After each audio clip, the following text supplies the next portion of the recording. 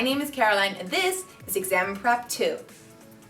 As we all know, exam time is a very stressful time of the semester, but there's a lot you can do to get through your exams and feel good. Here are a few tips and tricks. Number 1. On the day before the exam, you want to check a few things so you don't have to worry about them tomorrow. For example, check the time and the venue of your exam so you know exactly where to go. Only review notes for your exam taking place on the next day. Don't look at notes for exams later this week. Remind yourself of the exam structure. So how long will it be? What kind of exam is it?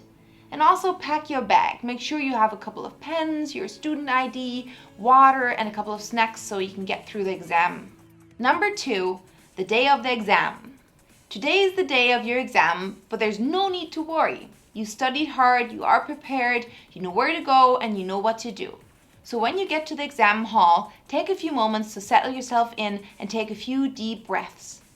Then you can write your name, your student number, your exam number, and your module code on each answering book. And do it now because otherwise you might forget later. When it is time to start, read the whole exam paper and read all of the instructions very carefully before you even start writing or preparing for your answers.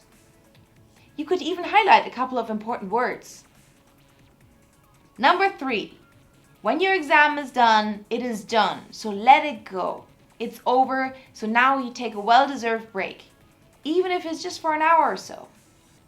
Most of us have more exams, but before you move on to that next exam, take a break. Your body and brain will thank you, and you will definitely need it. And remember, we are the worst judges of how we have performed. You've probably done way better than you think. Okay, now take a look at your exam prep. How do you usually prepare, and when do you usually start preparing? Is there maybe anything you could change? Here's a quick recap. The day before the exam, check the time and the venue of your exam so you know exactly where to go.